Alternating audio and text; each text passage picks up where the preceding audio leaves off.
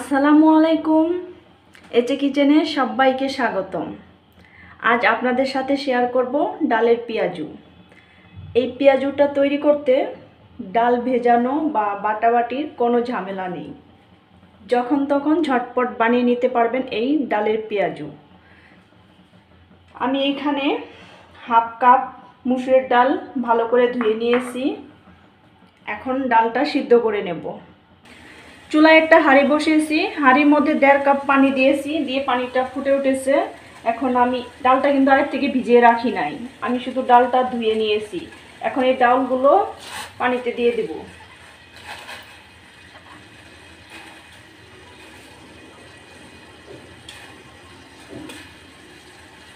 এখন এই ডালটা আমি 3 মিনিট সিদ্ধ করে নেব।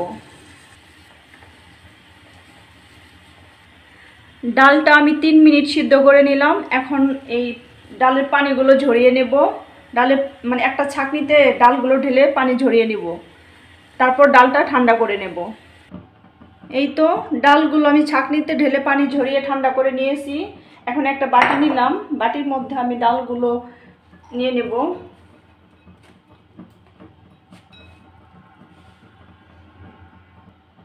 এখন এই ডালের মধ্যে আমি হাফ কাপ উঁচু করে পেঁয়াজ কুচি দিয়ে দিলাম।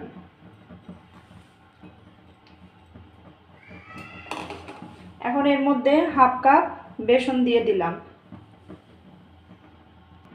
3টা কাঁচামরিচ কুচি দিয়ে দিলাম। ঝালটা আপনারা আপনাদের পছন্দ মতো দিয়ে দিবেন। স্বাদ মতো লবণ দিয়ে দিলাম। হাফ চা চামচ হলুদের গুঁড়ো দিলাম। হাফ চা চামচ মরিচের গুঁড়ো,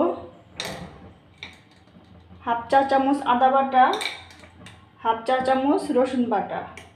এখন এগুলো সবগুলো ভালো করে মাখিয়ে নেব। মাখিয়ে নিয়েছি, এগুলো একটু শক্ত শক্ত মনে হচ্ছে, তার জন্য আমি এখানে একটু পানি দেব, দিয়ে মাখিয়ে নেব। এটা একটু নরম করে আর আঠালো করে মাখাতে যতটুকু পানি লাগে শুধু ততটুকু পানি দিয়ে দিবেন।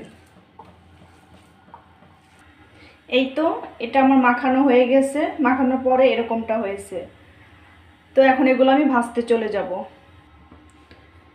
পেঁয়াজুর শেপ তো সবাই জানেন, তো আপনাদের ইচ্ছা মতো বড় ছোট করে করে নিতে পারেন।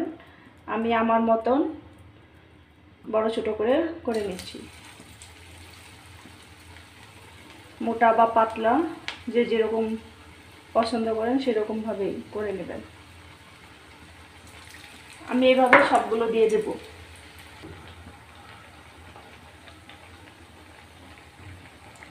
এখন এগুলো আমি লাল লাল করে ভেজে নেব। ভিডিওটি ভালো লাগলে লাইক কমেন্ট শেয়ার করবেন, আর আমার চ্যানেলটিকে সাবস্ক্রাইব করে চ্যানেলটির পাশেই থাকবেন।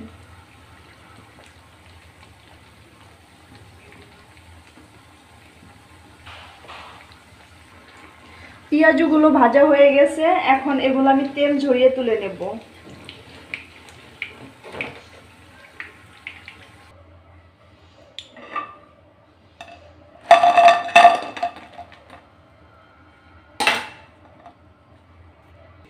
দেখলেন তো, খুব সহজেই তৈরি হয়ে গেল ডাল পেঁয়াজু। ঝামেলা ছাড়াই, বাটাবাটি ভিজানোর ঝামেলা ছাড়াই মচমচে ডাল পেঁয়াজু। আপনারা রমজান মাসে ইফতারিতে বা বিকালে নাস্তা এভাবে 10 মিনিটে বানিয়ে নিতে পারবেন ডাল পেঁয়াজু।